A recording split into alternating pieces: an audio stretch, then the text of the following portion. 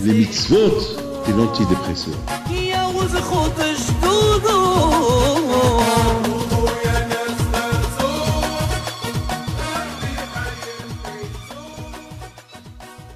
Bishut Moray Rabotai, avec la permission d'Hachem, dans la parashat Matot, on dit Ish qui donnait derrière Hachem ou Ishava Shuval et Sa'al Nasho, le Yahid et Baruch Kichol Ayutsimipi Viasis. C'est une parasha qui nous parle de l'interdiction de jurer et de l'interdiction de faire des vœux. D'ailleurs, vous savez très bien que le jour de Kippour, lorsque on commence la prière de Kippour, avec quoi? On fait Atarat Nedarim. On annule toutes les promesses que nous avons fait pendant toute l'année. Parce que il faut savoir une chose, que tu préserves, que lorsqu'on promet quelque chose, il faut savoir que une promesse, on n'a pas le droit de ne pas accomplir la promesse qu'on a fait. Parce que quelqu'un qui promet de donner un don, il faut qu'il le donne. Quelqu'un qui fait une chose 3 fois, ça devient comme un serment. Donc, un juif, étant donné que le juif il a une neshama en lui, étant donné que le juif il étudie la Torah, et il a des mitzvot à faire, donc, et surtout, le corps du juif, il est composé avec les 613 mitzvot, avec la Brit Mila, donc tout le corps du juif, ça devient comme une Torah. Parce qu'il y a 613 mitzvot, et dans le corps humain, il y a 613 membres even, l'équivalent des mitzvot qu'on doit faire et des mitzvot qu'on ne doit pas faire. Les mitzvot qu'on doit faire et les averot, les péchés qu'on ne doit pas faire. C'est-à-dire que c'est, par exemple, l'otaracé, les mitzvot positives et les mitzvot négatives. Par exemple, les mitzvot qu'il faut faire et les mitzvot qu'il faut faire attention de ne pas les faire. Par exemple, ne pas voler, ne pas tuer, ne pas tout ce qui est ne pas faire, ça s'appelle les mitzvot négatives. Donc, je pense que, parce que d'ailleurs, je me suis posé une question, pourquoi le juif, il n'a pas le droit de rendre sa parole banale? Et alors, j'ai dit quelque chose, et puis j'ai décidé de ne pas la faire. Et alors? Déjà, ça, c'est la question. Je répète la question. Un homme, une personne, qu'elle promet quelque chose, la Torah dit, il faut qu'il l'accomplisse. Il ne faut pas banaliser la parole. Alors, je me pose la question. Pourquoi c'est interdit de banaliser la parole? Pourquoi la Torah dit que quelqu'un qui sort de sa bouche une promesse, ou quelqu'un qui sort de sa bouche quelque chose de sa bouche, ça s'appelle comme un serment, ça s'appelle comme un vœu, il ne faut pas banaliser ce vœu, il faut qu'il l'accomplisse. Par exemple, si quelqu'un dit demain je me lève à la prière, eh bien, il faut que demain il se lève à la prière. Quelqu'un qui dit demain je vais l'étudier, eh bien, il faut que demain il va étudier. Quelqu'un qui dit à un ami, je vais te donner telle et telle chose, il a l'obligation, même s'il n'a pas juré. Comme mon père à la vache me disait, que la parole d'un juif c'est comme une chevoie, la parole d'un juif c'est comme un serment. Donc ça veut dire que c'est pour ça que la Torah dit ce qui est sur ta bouche, il faut le faire. Pourquoi? Quelle est la raison? Alors, je pense que j'ai 2 raisons à cette question. Premièrement, étant donné que le corps, que l'homme en lui-même, c'est comme un Sefer Torah. Alors, c'est comme un Sefer Torah, étant donné que le bon Dieu a créé dans l'homme les 613 mitzvot even, donc lui-même il devient comme un Sefer Torah. Et le fait que lui-même il devient comme un Sefer Torah, donc comme un Sefer Torah, s'il manque une lettre dans un Sefer Torah, le Sefer Torah il n'est pas caché, alors là aussi, lorsque l'homme il accomplit par une parole qu'il a dit, donc ils seront le Yahid Evaro, ils seront comme Pasoul. Donc c'est la raison pourquoi, comme que la Torah elle est émet, toi aussi ce qui sort de ta bouche, il faut que ce soit émet. Bien sûr, il y a une seule chose qu'il ne faut pas faire. Quelqu'un qui dit que demain je vais fauter, demain je vais voler, pour ça, ce mitzvah, lorsqu'il n'accomplit pas son vœu. Comme on dit sur David Ameler, Hishafti derachai, va shiva glei edodecha. David Ameler, beaucoup de fois, il avait une manière, une façon, comment il se dispute avec le Tzara. Il disait, demain je vais faire ceci, demain je vais faire cela, demain je vais aller au football, demain je vais jouer un poker, demain je vais me balader, je vais je vais pas étudier, demain je vais pas prier, et le lendemain, il faisait le contraire. C'est comme ça David Amelech. Il voulait énerver le Satan. La façon pour énerver Satan, il disait, demain je vais faire des choses contre la Torah, et le lendemain il ne les faisait pas. Donc ça oui, ça on peut. Le contraire, que je suis très content lorsque quelqu'un il me fait une avéra, une faute il la fait pas, Hachem il est content. Donc ça il faut pas le faire. Mais c'est pas quelqu'un qui dit, ben demain je vais rencontrer mon ami et je vais lui parler de la médisance sur l'autre. Et le lendemain il arrive, il ne parle pas de la médisance, ah là il a bien fait.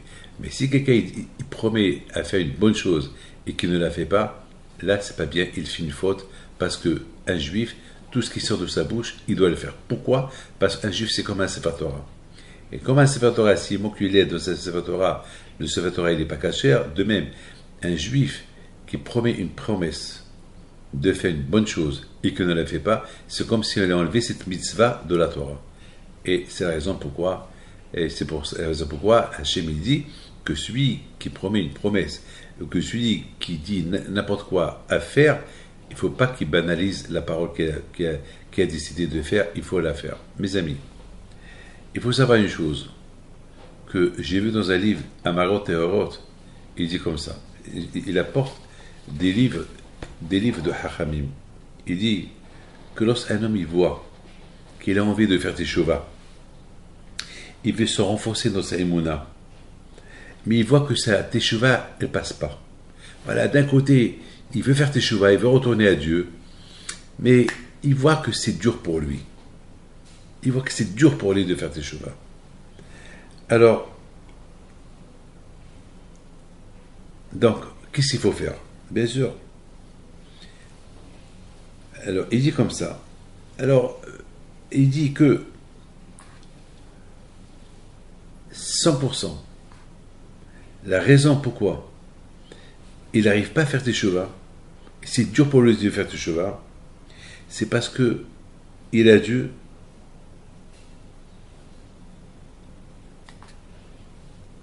promettre, il a dû faire des vœux, il a dû promettre des promesses et qu'il ne les a pas accomplies. Et ça empêche de faire teshuva. Ça peut arriver beaucoup des fois qu'il y a quelqu'un qui va à un cours de Torah, il entend un rabbin donner un bon cours de Torah, il est fasciné par le cours de Torah qu'il a écouté et qui veut faire une teshuva, mais c'est dur. C'est dur pour lui de faire ça. Voilà, c'est très dur pour lui de faire ça. Alors, qu'est-ce qu'il faut faire? Il faut qu'il donne une promesse. Il faut qu'il dise, Hachem, voilà, je promets que à partir de maintenant, je vais commencer à venir à la synagogue. Qui fait un vœu? Il faut qu'il promette une promesse que c'est dur pour lui de la faire. Et nos sages ils disent que lorsqu'un homme il a des difficultés pour faire teshuva, c'est 100% à cause des promesses qu'il a dû promettre et qu'il ne les a pas accomplies. Alors qu'est-ce qu'il faut faire? Il faut qu'il dise comme ça, il faut dire Hachem, je promets, je jure qu'à partir de maintenant, je vais commencer à étudier. Il faut qu'il fasse une promesse de quelque chose de dur pour lui de faire et dire je vais la faire. S'il fait ça, ça va l'aider à faire teshuva. Beaucoup des fois, je vous donne la parole, beaucoup des fois, lorsque j'ai un problème, le seul moyen pour moi beaucoup de fois, ça arrive que je prie à Hachem, je vois, la prière ne monte pas sur le bon Dieu. Et je sens que mon premier, il est toujours là. Alors qu'est-ce que je fais? Eh bien, je fais des promesses. Je dis Hachem, je te promets, le fait déjà de dire Hachem, je te promets, c'est comme si j'ai juré. Hachem, je te promets, à partir de maintenant, je vais faire ça et ça et ça. Et je donne la parole d'honneur, l'expérience elle a montré que le bon Dieu a pris m'ouvrir les portes. Donc c'est ça ce que dans le livre de Moussa ils disent. J'ai lu ça dans le livre Amarot Terot, que quelqu'un qui voit que c'est dur pour lui de faire teshuva, c'est 100%. Et que, parce qu'il y a eu le tzara qu'il est là, et ce tzara est tellement là, il empêche de faire teshuva, alors il doit, c'est 100%, c'est parce il a dû faire des promesses, de faire des bonnes choses et qu'il ne les a pas accomplies. C'est pour cela maintenant, il ne peut pas faire teshuvah. Alors, c'est quoi la réparation? La réparation est de promettre à Akadosh Baruch Hu, encore une fois, des promesses, même que c'est dur pour lui de les faire. Alors, avec ces promesses-là, mais il faut qu'il les accomplit. Alors là, s'il fait ça, Akadosh Baruch Hu, il va l'aider à faire teshuvah. Mes amis, il faut savoir une chose, que la parole d'un juif, elle est importante. Parce que le juif, il dialogue avec le bon Dieu du matin au soir à travers la prière. Comme par exemple, la Hamida. La Hamida, c'est une prière qu'on est devant Akadosh Baruch Hu. Mais qu'est-ce qu'on dit à Akadosh Baruch Hu? Hashem sefatay tiftach, ofi yagitelat Hashem, ouvre ma bouche pour te donner des éloges. C'est-à-dire que l'être humain, le juif, il demande à ouvre la bouche. Vous imaginez que si Akadosh ouvre la bouche pour parler, pour faire la prière, ça veut dire que Hashem ouvre la bouche pour que tu lui donnes des éloges. Tu t'imagines, on peut imaginer, on demande à Akadosh ouvre la bouche pour te donner des éloges, et pendant la prière, on pense à des bêtises. Et ça, Akadosh t'a ouvert la bouche pour lui dire des bêtises? Non. Akadosh t'a ouvert la bouche pour dire des bonnes choses. Donc il faut être concentré dans la prière. Cette paracha de Matot, cette paracha, elle nous parle l'importance de la parole. Combien, à la rigueur, c'est mieux même de ne pas parler. Shtika Zahav. À la rigueur, même, c'est mieux de ne pas parler que de parler, de dire des bêtises, de rigoler. Par exemple, malheureusement, hier, j'étais quelque part et je devais donner un cours de Torah et soudainement, il y a un qui l'a dit, on a eu assez de cours de Torah aujourd'hui. Et je dis, comment tu as pas le droit de parler comme ça? Eh bien, malheureusement, il s'est passé quelque chose. Il s'est passé que l'heure où je devais donner le cours de Torah, mais personne n'est venu. Personne n'est venu. Personne n'est venu. Pourquoi? Parce que ce monsieur-là, il m'a cassé. Ce monsieur-là, il m'a cassé ma parole. Alors moi, j'ai dit, venez à telle et telle heure pour un cours de Torah, parce qu'on a passé un Shabbat plein. Donc, a priori, je vous dis quelque chose, a priori, tout le monde devait venir. Parce que c'était ma parole, ils vont m'écouter. Mais étant donné celui qui nous a invités, il a dit, ben on a assez étudié aujourd'hui, on a assez écouté de cours aujourd'hui, c'est pas la peine. Donc, ben, personne n'est venu. Alors, maintenant, moi, j'ai eu peur. J'ai eu peur que Akadosh Baruch Hu, il va s'énerver, il va punir ce monsieur-là. Alors, qu'est-ce que j'aurais dit? Je dis, bon, il n'y a pas de cours de Torah, mais au moins venez pour lire un peu de Tehillim pour les 3 personnes qui ont été kidnappées. Bon, même pour ça, c'est pas tout le monde qui est venu. Mais moi, j'étais là, moi, avec une dizaine de personnes, on a fait le Tehillim. Regardez combien la parole, elle est importante. Regardez, maintenant les gens, d'un côté, ils ne savent pas quoi faire. Ils sont tous partis manger, enfin des bêtises, pour prendre un petit break. Avec, dans la tête des gens, qu'est-ce qu'on fait? On écoute Rabbi David et on vient, ou bien on écoute l'autre monsieur, le propriétaire, celui qui nous a tous invités, et on vient. Et on ne va pas, puisqu'il a dit ce qu'il a dit. Bon, et à la fin, c'est lui qui a gagné, personne n'est venu, parce qu'il était avec eux, donc ils avaient honte de lâcher. Moi, je n'étais pas avec eux. À un moment donné, qu'est-ce que j'ai fait? J'ai envoyé quelqu'un pour les chercher. Voilà. Combien il faut faire attention à la parole. Parfois, regarde maintenant, hier, peut-être on aurait pu étudier un peu de Torah avec tout le monde. Bon, celui-là, il a dit, c'est pas fait de venir, on a déjà assez étudié aujourd'hui, ça a cassé. L'étude de la Torah, tu donnes honneur à Kadosh Baruch Hu. Parfois, lorsque quelqu'un ne parle pas de bêtises, il fait honneur à Kadosh Baruch Hu. Shtikat Zahab. Se taire, c'est l'or. Savoir se taire, c'est... Regardez combien des gens ils ont divorcé à cause d'une phrase mal placée. Et c'est pour ça que la Torah est venue nous donner une image, c'est quoi la parole? C'est quoi, tellement que la parole elle est importante, que lorsque tu dis quelque chose, il faut le faire. Mais étant donné que là on parle d'une bonne chose, mais on comprend le contraire, que si c'est une mauvaise chose, il ne faut pas la dire. Enfin, ça veut dire qu'il faut comprendre. La bonne chose que tu dis de faire, eh bien, il faut la faire. Lorsque tu dis de faire une mauvaise chose, tu ne la fais pas, au contraire, c'est mieux de ne pas la faire. Maintenant, si tu dois parler des bêtises, c'est mieux de ne pas parler du tout. Maintenant, vous comprenez pourquoi à Kippour, on a l'obligation d'annuler tous les vœux qu'on a fait pendant toute l'année. Pourquoi? Pour quelle raison? Eh bien, mes amis, il faut savoir une chose, que pendant toute l'année, On promet beaucoup de promesses. Étant donné que pendant toute l'année, chacun de nous, il représente un Sefer Torah. Comme je viens de vous dire que chacun de nous, il représente un Sefer Torah. Parce qu'il y a 613 membres événements dans le corps, donc l'équivalent des 613 mitzvot, comme un Sefer Torah. Alors, lorsque il dit quelque chose, donc, il rend son corps, et lorsqu'il dit quelque chose pas bien, ou lorsqu'il promet de faire une mitzvah, il ne la fait pas, donc il rend son corps pas soul, comme un Sefer Torah qui manque la mitzvah qui devient pas soul. Donc, le seul moyen pour réparer un Sefer Torah qui est pas soul, on le corrige. Donc, le seul moyen pour corriger un corps qu'il a promis des promesses de faire et l'a pas fait, la teshuva. Une fois que tu fais la teshuva, tu corriges ton corps et tu corriges les choses que tu as promis de faire que tu n'as pas fait. Donc, tu deviens encore une fois un Sefer Torah kasher. Mais donc, comprenez qu'à Kippour, étant donné que tout le monde, toute l'année, on a promis beaucoup de bonnes promesses et on ne les a pas accomplies. Donc, on est tous des Sfarim qui ne sont pas cachés. Alors, comment on va être comme des Sfarim qui ne sont pas cachés devant Akadosh Baruch Hu?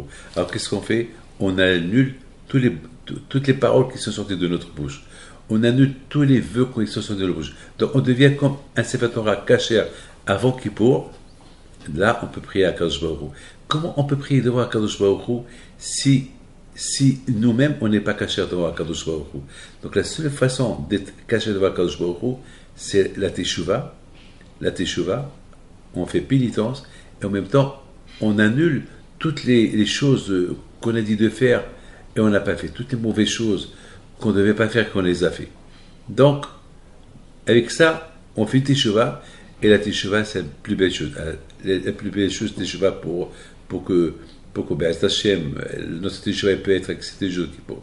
Non, mais donc vous comprenez très bien que si un homme à Kippour, il voit qu'il n'arrive pas à faire teshuva, il fait hatat, il prie à Kippour, mais il voit qu'il est encore loin de la teshuva. Il faut qu'il comprenne que, malheureusement, il faut savoir une chose, qu'on peut annuler toutes les promesses qu'on a promis pendant toute l'année, à ne pas faire toutes les promesses qu'on a promis toute l'année et qu'on n'a pas fait. Donc, il peut vous savez, il y a beaucoup de choses qu'on promet de faire et on n'a pas fait. Donc, il faut savoir que Kippour, il peut uniquement annuler que des mauvaises choses. Mais Kippour ne peut pas annuler les bonnes choses. C'est parce que quelqu'un dit, je promets que j'étudie et il n'a pas étudié, le jour de Kippour, ça ne peut pas annuler sa promesse. Je répète, Kippour, lorsqu'on annule les promesses et les vœux qu'on a fait toute l'année, ceci dit, on annule uniquement les mauvaises choses. On annule les mauvaises promesses. Mais les bonnes promesses, ça ne s'annule jamais. Mettez ça dans la tête. Parce que si je dis, je promets que j'étudie et j'étudie pas, je promets de prier, je prie pas, ça marche pas. Ça marche pas. On ne peut pas annuler ça. Alors, puisqu'on ne peut pas les annuler, alors on fait teshuva. On fait teshuva pour les bonnes promesses qu'on a promis de faire, on n'a pas fait. On demande à Akadosh Baruch Hu, Hachem, pardonne-moi, parce que j'ai promis de faire des bonnes choses que je n'ai pas fait. Et à partir de maintenant, je te promets à Akadosh Baruch Hu, je vais les faire. Ça marche. Ça marche. Mes amis,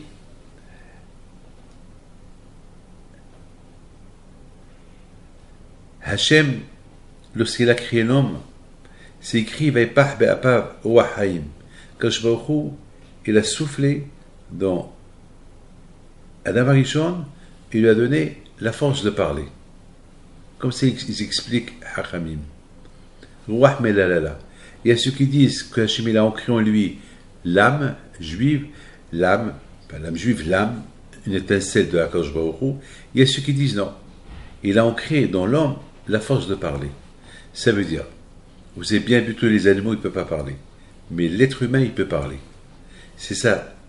Le seul qui pouvait parler à l'époque, c'était Akadosh Baruch Hu. Akadosh Baruch Hu, il a créé le monde, et chaque fois, c'est écrit dans la Torah, Vayomer Hachem, et Hachem, il a dit, je vais la lumière, et la lumière se fut, et Hachem, il a dit, et Hachem, il a dit. Ça veut dire que Hachem, il parlait. Alors maintenant, puisqu'on parle de Hachem qui parle, maintenant, qui va représenter Hachem? Il faut quelqu'un qui parle. Il ne peut pas avoir un animal qui va représenter Hachem. Il faut un être humain qui a la force de parler. Vous imaginez un être humain qui est muet, il ne peut pas parler. Vous imaginez un muet qui représente un roi? Non. Celui qui représente un roi, il faut qu'il sait parler. Dans Akadosh Baruch Hu, il a créé son représentant qui s'appelle l'homme, Adam, avec la force de parler comme Hachem qui peut parler. C'est de la folie. Maintenant, étant donné, maintenant on comprend pourquoi la parole elle est importante. Parce qu'Akadosh Baruch Hu, il a donné, de la même façon qu'Akadosh Baruch Hu, il aimait tout ce qu'il dit, c'est la vérité. Et tout ce qui sort de lui, c'est émettre, c'est vrai. Et tout ce qui sort de sa bouche, tout ce qu'il dit Hachem, il le fait. Donc, il faut que celui qui le représente, il faut que lui aussi, tout ce qui sort de sa bouche, il faut qu'il l'ait fait. Il ne faut pas qu'il fait le contrairement de ça. Vous avez compris? Maintenant, on comprend pourquoi la parole, elle a une importance dans les yeux d'Hachem.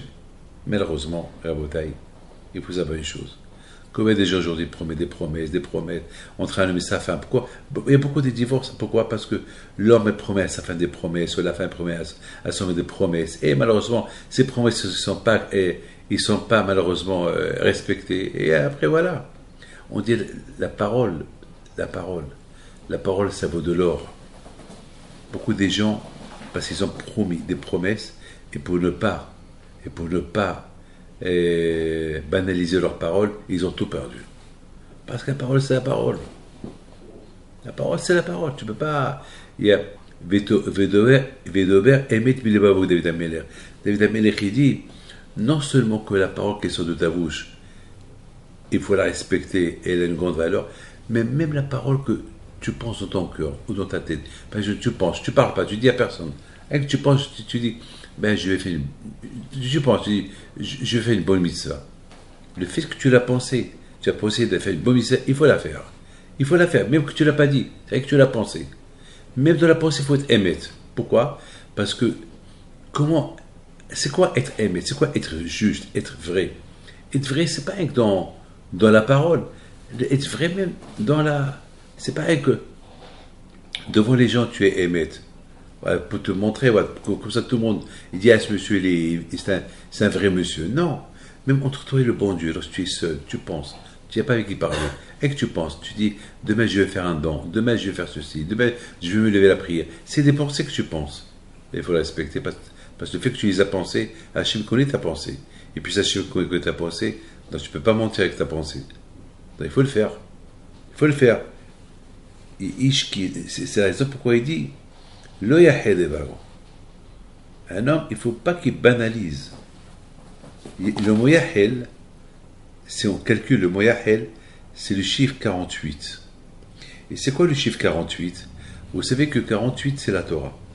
On dit que pour acquérir la Torah, il y a 48 façons pour acquérir. Il faut annuler 48 mauvaises qualités.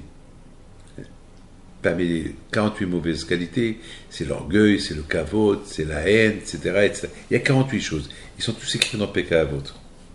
Ça veut dire que pour qu'un homme il soit un homme émet, parce que pour qu'un homme il soit émet, vrai avec lui, avec soi-même, il faut qu'il sache que lui-même, il représente la Torah. Étant donné qu'il représente la Torah, il faut qu'il sache que pour acquérir la Torah, il y a 48 façons. Et puisqu'il y a 48 façons, s'il y a une façon avec laquelle tu peux acquérir la Torah et que tu l'as pas en toi, tu ne peux pas faire la Torah. Et c'est dur, ne croyez pas que c'est facile. C'est pas facile. On ne peut pas être vrai si on n'a pas la Torah en nous. Mes amis, écoutez très bien. C'est pas possible qu'on peut me dire sur quelqu'un que c'est un homme qui est émet, c'est un homme qui est vrai et qui n'a pas la Torah. Parce qu'il y a que grâce à travers la Torah, un homme il peut être émet. Parce que la Torah on l'appelle émet. Torah émet, nat. La Torah elle s'appelle émet. Et toi, l'homme, toi-même tu as un Sefer Torah que je vous ai expliqué. Et tu dis que dans chacun de nous, il a 613 membres Even. Donc s'il a 613 membres Even, c'est comme les 613 mitzvot qui sont écrits dans la Torah. Donc toi-même, tu représentes la Torah. Donc si tu ne fais pas la Torah, qui s'appelle Emet, alors toi-même, tu peux jamais être Emet. Bien sûr, même si tu supportes la Torah, au moins supporter la Torah, c'est une chose. Mais au moins, il faut trouver toujours un temps pour l'étudier. On ne peut pas dire à tout le monde d'étudier la Torah, parce que tout le monde c'est des commerçants, tout le monde est là à faire. Mais au moins, lorsque je dis j'aime la Torah, je ne peux pas dire j'aime la Torah rien qu'avec la bouche. Et j'aime la Torah, je l'étudie. Et vous avez vu quelqu'un qui dit j'aime mon fils, il l'aide pas. J'aime mon fils, et son fils il souffre. Il s'en fout pas mal de lui. Ça ne s'appelle pas ça aimer. Lorsque quelqu'un dit j'aime mon fils, j'aime ma femme, j'aime mon ami, ça veut dire qu'il doit le supporter. Ça veut dire qu'il doit lui venir en aide. Ça veut dire que c'est pas un que j'aime. Aimer, c'est une chose, mais il faut passer à l'action. C'est pas aimer. Vous avez vu quelqu'un qui n'est pas son fils. Ben, s'il n'aime pas son fils, il a un problème. Il a un problème. Alors quelqu'un qui dit j'aime la Torah et il ne fait pas ce que la Torah dit, il a un problème. Il a un problème. Ouais, ce matin, j'ai vu quelqu'un, il y avait le Hechal, le Aaron, il y avait 2 Sfarim. Alors j'avais dit à tout le monde, faites attention. Si vous enlevez un, l'autre il peut tomber. Alors on leur a dit de faire attention. Alors malheureusement, ils ont pris un et l'autre il est tombé. Mais il n'est pas tombé par terre, il est tombé. Et j'ai dit au monsieur, mais je l'avais dit. Mais il dit ça y est. Il a pris le Sefer Torah. C'est-à-dire, il n'a même pas, je ne voudrais pas ordonner, je ne l'ai même pas vu le Sefer Torah. Il est tombé en penchant. Ouais, qu'il le prend, il l'embrasse. Rien, ben, juste ça y est, il le prend, il ferme le Sefer Torah. Alors celui-là, soi-disant, on dit voilà, parce qu'il n'étudie pas. Il n'a pas la valeur de la Torah. Pour avoir la valeur de la Torah, c'est pareil qu'en embrassant la Torah. Pour avoir la valeur de la Torah, il faut l'étudier. Et un homme qui étudie la Torah, il sait qu'est-ce que Hachem veut de lui de faire. Il sait qu'est-ce qu'il ne faut pas faire. Et dans la Torah, il y a beaucoup des histoires des tzadikim. Et dans ces histoires-là, il y a plein de choses qu'on apprend d'eux. Parce que la Torah, comme il dit Rabbi Shimon Bar Yochai dit que la Torah, c'est des conseils. D'ailleurs, c'est pour ça dans la Torah, il y a non seulement les mitzvot, les lois qu'on doit faire, qu'on ne doit pas faire, mais aussi la Torah nous raconte des histoires sur Abraham, Yitzhak, Yaakov, Noah, Moshe, Aaron, et Adam Arishon, et Caïn, et Hevel, et Lot. Des histoires. Pourquoi? Parce que c'est de la Torah. De ces histoires-là, on apprend comment aimer Akadosh Baruch Hu. Et de ces histoires, on voit ceux qui n'ont pas aimé Akadosh Baruch Hu, quelle a été leur fin. Alors, de ces histoires-là, on apprend comment Abraham, Isaac, Yaakov, ils aimaient tellement Hachem. Donc, ça nous aide comment accomplir la Torah. Comme Hachamim nous disent qu'Abraham, Isaac et Yaakov, nos parents, ils ont respecté la Torah, ils ont fait la Torah avant que la Torah ait été donnée. Alors pour nous, c'est extraordinaire. Vous vous rendez compte, nos parents, nos patriarches, ils ont fait la Torah avant qu'elle ait été donnée. Ça nous renforce. Ça veut dire qu'ils n'ont pas vu la grandeur de Dieu. Nous, les Juifs, lorsqu'on a reçu la Torah, on a vu la grandeur de Dieu. Et tellement qu'on a vu la grandeur de Dieu en Égypte et dans le désert, sauf qu'on n'avait pas le choix. On a accepté la Torah. Mais Abraham et Yitzhak, ils n'ont rien vu. Et malgré tout, ils ont accepté la Torah sur eux. Donc, c'est des choses qu'on apprend d'eux. C'est des choses qu'on apprend. Par exemple, c'est la raison pourquoi, c'est pour ça que chacun de nous doit savoir que chacun de nous, c'est un Sefer Torah. Et en même temps, de la même façon qu'un Sefer Torah, une lettre, une mitzvah, qui n'est pas écrite dans le Sefer Torah, tout le Sefer Torah, il n'est pas caché, de la même façon. Un homme qui promet de faire une mitzvah, ou un homme qui ne fait pas la mitzvah, alors il devient comme un Sefer Torah caché, pas soul, un Sefer Torah qui n'est pas caché. C'est la raison pourquoi on dit le Yahé Devara, que lorsque quelqu'un il étudie des halachot, voilà ce qu'il faut faire, voilà ce qu'il ne faut pas faire, il n'a pas le droit de changer d'avis. Il doit respecter ce qu'il a étudié, ce qu'il a lu. Ou quelqu'un qui promet une parole de faire du bien, il faut qu'il le fait. Pourquoi? Parce que il représente Hachem. Et étant donné que tu représentes Hachem, quand Akash Baruch Hu, il banalise pas ses mots, c'est pas quand Hachem ce qu'il dit, il le fait, toi aussi ce que tu dis, il faut le faire. Et c'est la raison pourquoi la Torah, elle s'appelle Hukah. Vous savez que la parashat Hukah, c'est écrit Zot Hukah da Torah. Il y a beaucoup de gens qui posent la question, pourquoi on a l'obligation d'étudier la Torah? Quelle est la raison? Pourquoi on doit étudier la Torah? Quelle est la raison d'étudier la Torah? Pourquoi? Alors, on peut dire, on a l'obligation de faire le mitzvot, c'est bien. Qu'est-ce que tu veux de moi, Hachem? Que je mette tefilin, je l'aimais. Qu'est-ce que tu veux de moi, Hachem? Que je porte un talit, je le porte. Qu'est-ce que tu veux Hachem? Que les femmes ils vont migver, ils vont migver. Pourquoi étudier la Torah? Eh bien, mes amis, justement, prenez un chèque. Prenez un chèque. Vous remplissez le montant de le chèque. S'il n'est pas signé, ben, s'il n'est pas signé, le chèque il n'est pas valable. Pourquoi il n'est pas valable? Parce qu'il n'est pas signé. Voilà, ce matin, j'ai reçu un coup de téléphone de la banque. On m'a dit que, M. Pinto, vous avez déposé un chèque, mais il n'est pas signé derrière. Voilà, veuillez venir chez nous pour le signer. Pour vous dire, s'il n'est pas signé, il n'est pas valable. Mes amis, la Torah, c'est la signature. La Torah, c'est la signature. C'est vrai, on remplit le chèque, on fait la mitzvah. Mais pour bien faire cette mitzvah, il faut qu'il y ait une signature. Pour que la mitzvah soit valable, il faut que j'étudie la Torah. Parce que avec l'étude de la Torah, je vais donner la valeur à la mitzvah que je vais faire. La mitzvah, je vais la faire bien. Donc l'étude de la Torah, c'est lui qui va construire la mitzvah à être faite très bien. Vous avez compris? C'est ça. Mes amis, vous savez, hier, j'étais en train de lire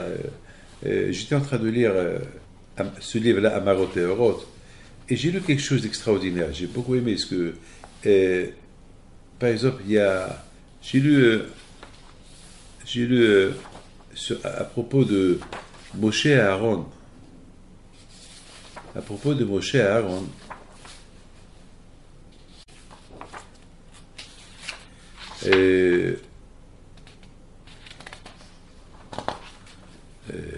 Vous savez que dans cette paracha, il y a lorsque les Juifs, ils avaient soif dans le désert, et il s'est passé que Hachem, il dit à Moshe Rabbeinu, Moshe, tu dis, Hachem parle à Moshe, il lui dit, toi et Aaron, vous allez partir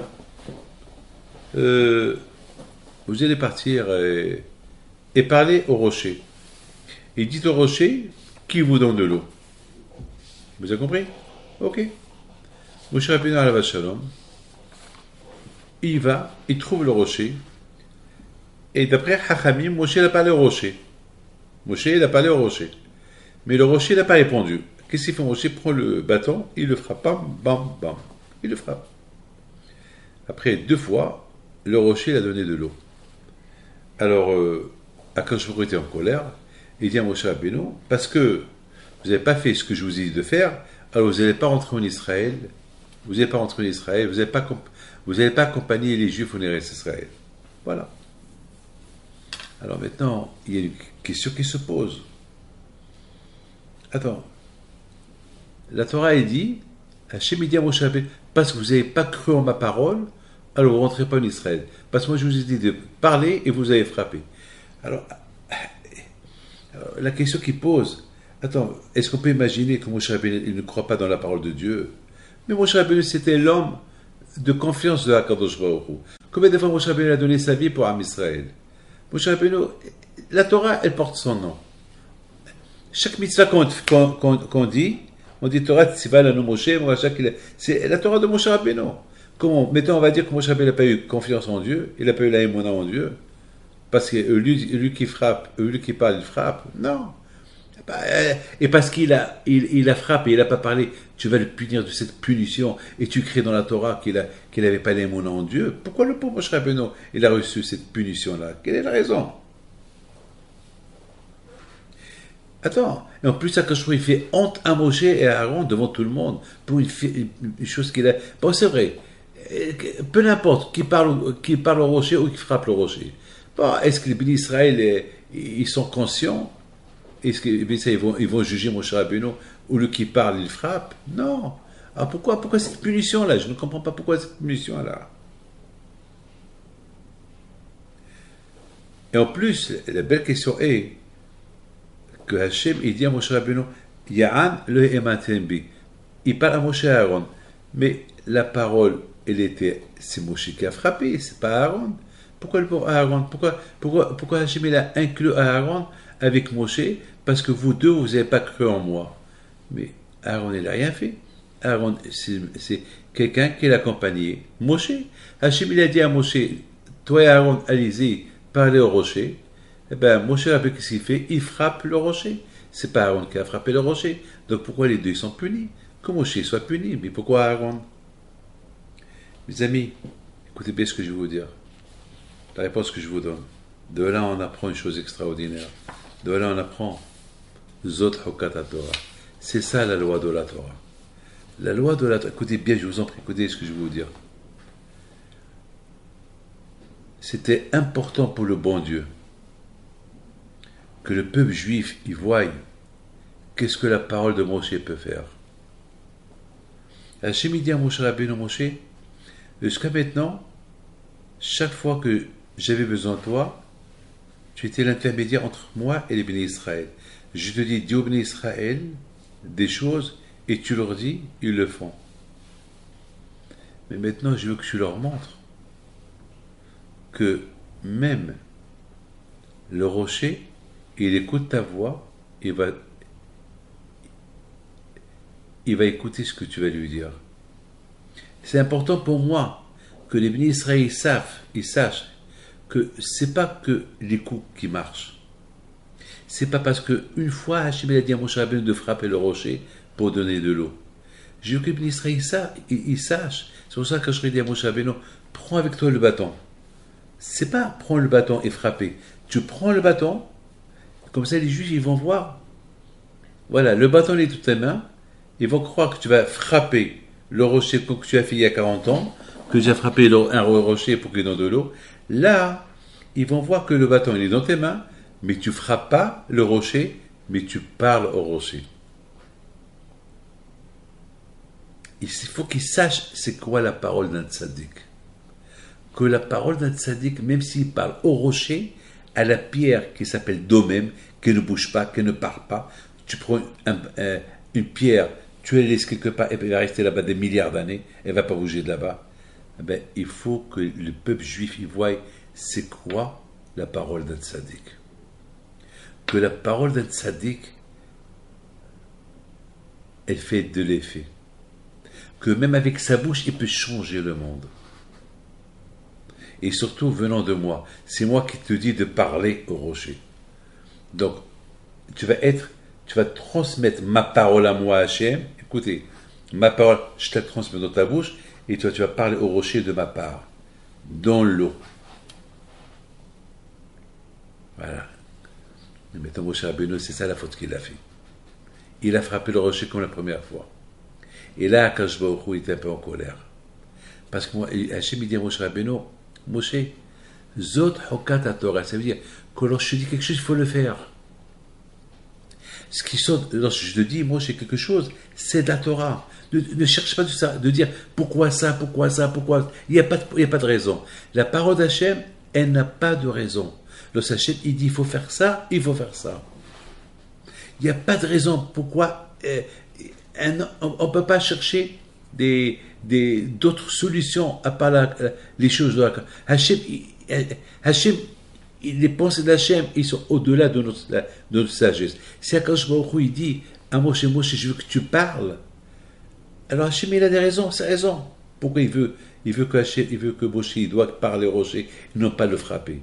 Ah oui, mais une fois il a frappé le rocher, il a donné de l'eau. Une fois, c'était une fois, parce que cette fois que Moshe l'a frappé, le rocher, parce que les Juifs, ils n'ont pas encore reçu la Torah, donc il fallait frapper le rocher, parce que le rocher peut dire, mais pourquoi tu veux que je donne de l'eau, puisque vous ne faites pas encore la Torah, mais si tu le frappes, donc ça va marcher qu'avec des coups. Mais maintenant, entre les Juifs, ils ont reçu la Torah, 40 ans plus tard. Maintenant, il faut qu'ils voient, c'est quoi la parole d'Hachem qui va être transmise dans la parole de Moshe. Et Hachem a dit à Moshe, tu parles, tu ne frappes pas. Lorsque lui dit, fais ça, il faut faire ça. Ne cherche pas à savoir pourquoi il faut faire. Regardez Shaoul. Shaoul a été puni. Pourquoi? Parce que Hachem a dit à Shaoul, tu tues les Amalekim et tu brûles tout ce qui leur appartient. Tu laisses rien, même les animaux, tu les tues. Et Oshua, elle a commencé à réfléchir. Et qu'est-ce qu'ils ont fait les animaux? Je comprends, les hommes, les Amalekim, il faut les tuer parce qu'ils ont voulu exterminer les peuples juifs. Mais pourquoi les animaux? Et pourquoi brûler les draps, les matelas et les arbres. Pourquoi? Et Akadosh Baruch Hu lui dit, ne sois pas un grand tzaddik. Quoi, tu es mieux que moi? Moi, je sais ce que je te dis. Et justement, Rabotai, parce que Shaoul, il a contesté les paroles d'Hachem, il a perdu son royaume, même qu'il était un grand tzaddik, parce que les paroles d'Hachem, il faut les faire. Ne cherche pas à savoir pourquoi, il faut les faire. Tout ce qui vient d'Hachem, il faut le faire. Zot Hokat la Torah. C'est ça la loi de la Torah. La loi de la Torah, c'est-à-dire, pourquoi je dois étudier? On a dit pourquoi il faut étudier. Pourquoi ça, on n'a pas le droit de faire ça? Et pourquoi ça? Parce que c'est Hachem qui dit, il faut que ce soit comme ça. Hé Moshe, je t'ai dit de parler au rocher, tu parles au rocher. Je t'ai pas dit de frapper. Qui es-tu, Moshe, pour venir et frapper? Mais tu en comprends très bien pourquoi. Aaron était puni. Pourquoi? Parce que Hachem il a dit à Moshe, toi et Aaron, vous allez partir parler au rocher. Et qui a parlé au rocher? C'est Moshe. Mais au moment où Moshe il a levé le bâton, il a frappé le rocher, Aaron il aurait dû dire à Moshe, tu n'as pas le droit de frapper. Parce que Hachem il a dit à Moshe et à Aaron, vous deux, vous parlez au rocher.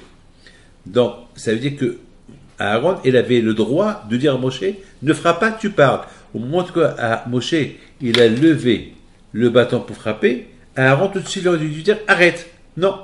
Hachem nous a dit de parler. Donc je suis avec toi. Donc, toi tu frappes. Alors si toi tu frappes et moi je frappe pas, c'est pas bien.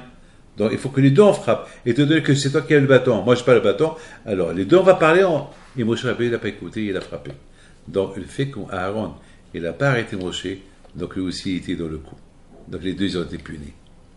Et c'était très important que Hachem il a puni Moshe et Aaron devant tout le monde, et sa faute, elle a été écrite dans la Torah. Au fait, c'est pas une grande faute, mais pour Hachem, ça suffit pour dire à Moshe, la parole d'Hachem, il faut la respecter. Parce que toi, Moshe, tu me représentes. Et puis, puisque tu me représentes, c'est important que les Juifs, ils savent que tu me représentes. Et comment tu me représentes? Ce que je te dis de dire, tu le dis. Ce que je te dis de faire, tu le fais. Or là, je t'ai dit de parler, et toi, tu as frappé. Donc, je suis pas d'accord avec toi. Donc, malheureusement, il a été puni. Ah, mais pourquoi Moshe il a été puni pour ne pas rentrer en Israël? Pourquoi Hachem n'a pas puni une autre punition? Une autre punition, je ne sais pas moi. Qu'il oublie la Torah. Et il rentre en Israël. Pourquoi Hachem a puni Moshe avec la punition de ne pas rentrer en Israël? Avec mes amis, vous savez que la Torah elle s'appelle des paroles. Elle est à Devarim. La Torah elle s'appelle des paroles. La Torah elle s'appelle Amarot Hashem, Amarot Erod. C'est Amira, c'est des dires. Hashem il a dit, Hashem il a dit. Toute la Torah ça s'appelle des paroles, des paroles. Et étant donné que Moshe Rabbeinu, il a fait la faute avec la parole, le fait qu'il a fait la faute avec la parole, donc Hashem il a puni pour ne pas rentrer en Eretz Israël. C'était la plus grosse punition des punitions. Parce que s'il lui fait oublier la Torah, c'est dangereux pour nous. Parce que la Torah elle porte le nom de Moshe Rabbeinu. Et c'est pas possible que le nom de Moshe Rabbeinu, on peut pas dire la Torah qu'elle porte celui qu'on aime, qui s'appelle Moshe, et il a oublié toute la Torah. C'est pas un caveau de Moshe Rabbeinu. On peut pas aussi réciter la Torah de quelqu'un qu'il a oublié de la Torah. C'est la raison pourquoi la Torah de Moshe Rabbeinu, elle n'a pas été oubliée chez Moshe Rabbeinu, mais elle a été punie de ne pas rentrer en Eretz Israël. Pourquoi? Parce que rentrer en Eretz Israël, il y a des mitzvot à faire là-bas. Il y a des amirot, il y a des paroles. Il y a beaucoup de mitzvot que Moshe Rabbeinu, il a ordonné à Bnei Israël de les faire en Israël, et que maintenant lui, il ne va pas rentrer pour les faire. Il les a appris à des juifs pour les faire, mais lui, il ne peut pas les faire. Des amarot, des diburim, des paroles, des mitzvot que les juifs ils doivent faire en Israël, que Moshe il ne peut pas les faire parce qu'il n'est pas en Israël. C'est ça la punition qui a été. Mais malgré tout, quand je lui ai dit, n'est pas pour Moshe, même que tu ne rentres pas en Israël, le fait que les juifs ils vont les faire parce que c'est toi qui les a enseignés de les faire, comme si toi tu les as fait. Mes amis, tout cela pourquoi? Pour vous dire la grandeur de la Torah, la grandeur de Moshe Rabbeinu. La grandeur, c'est quoi la parole? La parole, combien c'est important la parole. Et justement, mes amis, dans cette paracha de Matot, on voit que Bilham a été puni. Et la force de Bilham, c'était avec sa parole. La guerre que les Juifs ils ont fait contre Midian dans la paracha de Matot. Alors pourquoi la guerre de Midian elle est écrite dans la paracha de Matot? Pourquoi la guerre de Midian était écrite dans la paracha de Matot, dans la paracha de la parole? Vous savez pourquoi? Parce qu'il y avait deux forces de la bouche. Moshe Rabbeinu, que sa force c'était sa bouche, parce que tout ce qu'il disait avec sa bouche, ça se réalisait, et aussi il était le porte-parole d'Hachem, c'est lui qui portait le porte-parole. Vous savez ce que le porte-parole, c'est la parole d'Hachem, c'est lui qui l'a transportée pour la donner. Et d'autre côté, ça c'est Moshe Rabbeinu. Et de l'autre côté, on voit le porte-parole d'Hachem au Goïm, c'était Bilham. Et au lieu qu'il soit un bon porte-parole, comme qu'il se fait Moshe Rabbeinu, qui était un très bon porte-parole de Akadosh Baruch Hu et Moshe Rabbeinu. Et Moshe Rabbeinu, parce qu'il n'a pas été un bon porte-parole d'Hachem, lorsqu'Hachem lui a dit de parler au rocher, il n'a pas parlé au rocher, il est puni. Mais on nous parle de l'autre côté, celui qui s'appelle Bilham, que lui, il devait être le porte-parole de Akadosh Baruch Hu au Goïm, et lui, il disait que de mauvaises choses avec sa parole. Au lieu de suivre le bon chemin, il faisait que des bêtises avec sa bouche. Il voulait maudire les ministres avec sa bouche. Il voulait faire que du mal avec sa bouche. Voilà, dans cette paracha, on voit les deux forces qui se réunissent. Et d'autre côté, Moshe Rabbeinu, qu'est-ce qu'il dit? Il faut faire attention. Ce qui sort de votre bouche, lorsqu'il y a une bonne chose qui sort de votre bouche, il faut la faire. Mais une mauvaise chose qui sort de votre bouche, il ne faut pas la faire. D'autre côté, chez Bilham, toutes les choses qui sortaient de sa bouche, c'était mauvais. Rien de bon qui sortait de sa bouche. Et à la fin de Bilham, c'était une mort terrible. Une mort terrible. Mes amis, c'est la folie ça. Et je termine. De la Parashat Hukat, c'est écrit que Hachem, et ça c'est beau, c'est important pour vous de savoir ça.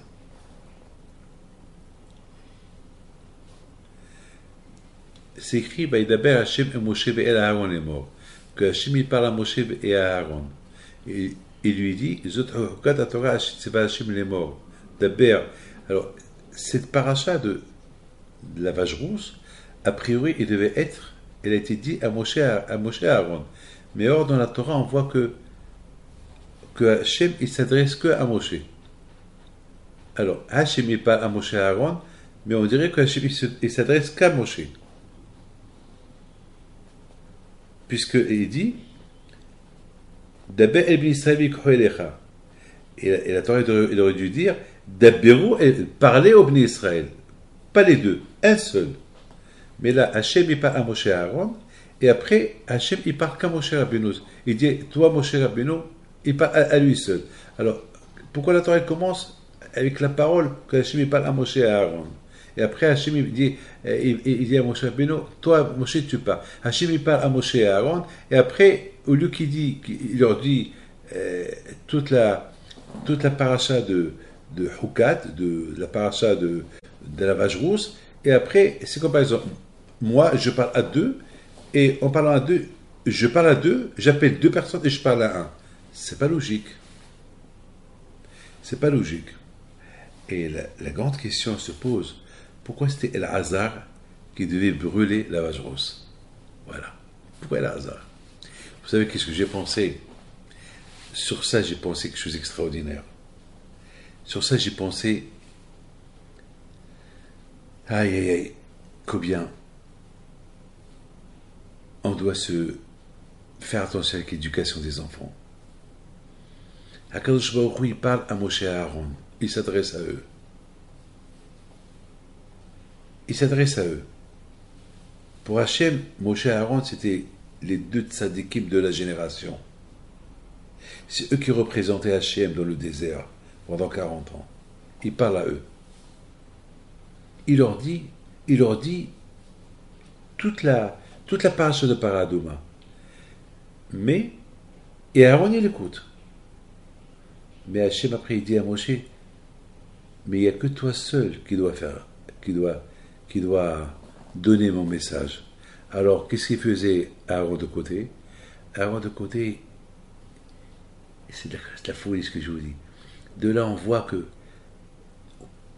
au lieu que Aaron, il se révolte, il dit, puisqu'Hachem m'a parlé à moi aussi, alors, c'est-à-dire que moi aussi, je vais donner le message au Bnei Israël. Et Akadosh Baruch Hu, il dit, non, Aaron, pas toi. Le message seul, c'est Moshe qui doit le faire, pas toi. Et c'est de la folie, ça. Et là, de là, on apprend quelque chose d'extraordinaire. Qu'est-ce qu'on apprend de là? De là, on apprend jusqu'à combien les tzaddik, de là, on apprend combien chacun de nous, il doit savoir une chose. Apprendre à se travailler, à ne pas être jaloux, à ne pas envier l'autre. Et pourtant, ici, on aurait pu croire, on aurait pu dire que Aaron, il aurait pu respecter, puisque Hachem m'a parlé. Puisqu'il m'a parlé, c'est que moi aussi, je dois être le porte-parole d'Hachem pour enseigner à tout le monde les lois de lavage rose. Et Hachem, il dit à Moshe Rabbeinu, il n'y a que toi. Et qu'est-ce qu'on a vu? Aaron, il a accepté. Il faut ça, beaucoup de fois, on peut voir quelqu'un qui réussit. Voilà, par exemple, moi, David Pido, je vais faire une bracha à deux personnes, il y a un qui va réussir et l'autre, il ne va pas réussir. Alors quoi? Celui qui ne va pas réussir va dire, pourquoi je n'ai pas réussi? Alors, je vais mettre en doute la parole de Rabbi David Pido. Non, non.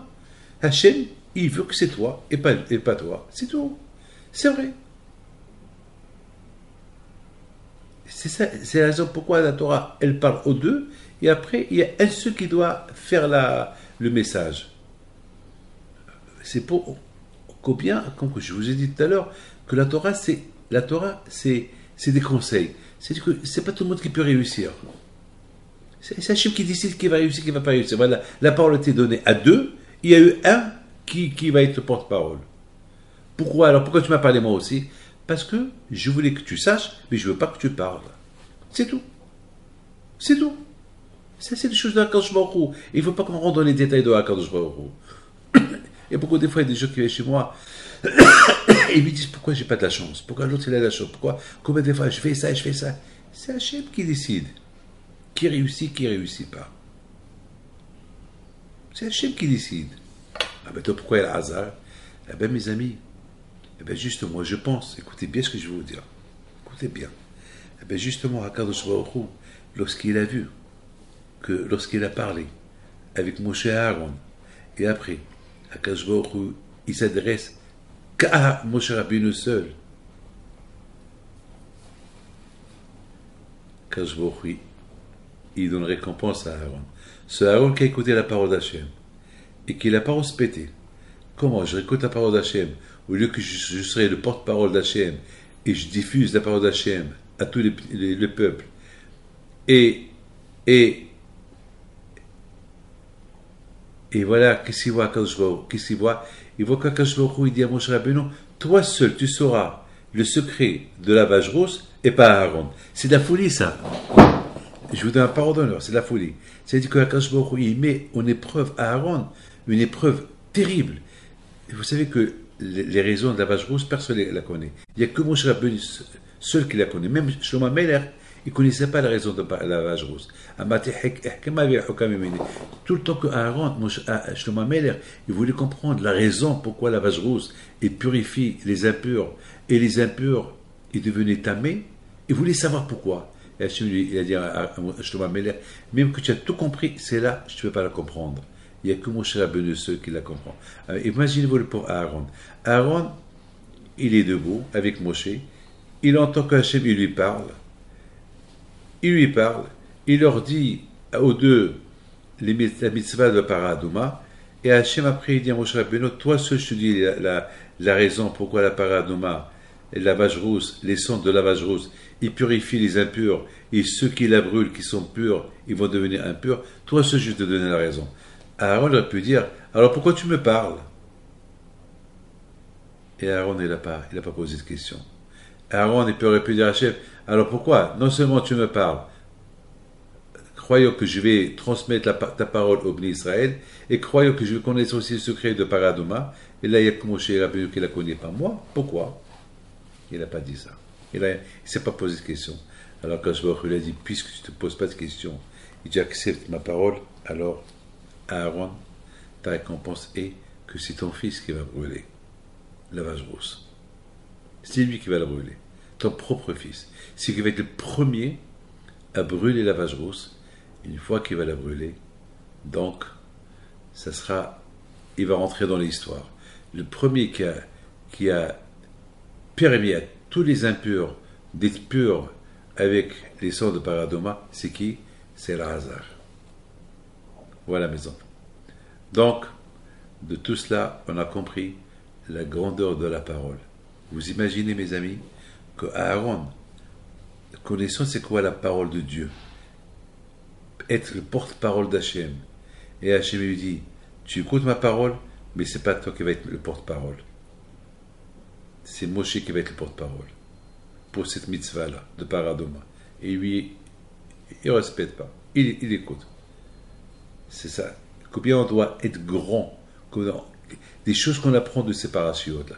De toutes les façons, je termine. Combien chacun de nous doit faire attention à la parole. Une bonne parole qui sort de la bouche de quelqu'un, il faut la respecter. Parce que quelqu'un il fait un vœu, il faut le respecter. Il ne faut pas qu'il banalise son vœu parce que l'homme lui-même, c'est un Sefer Torah.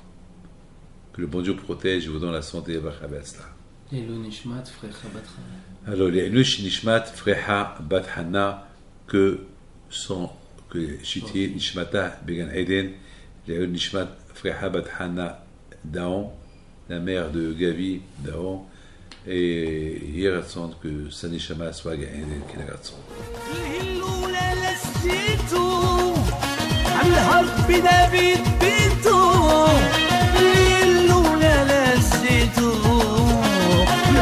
نبيت بنتو نوضوا يا العيالات صغرتو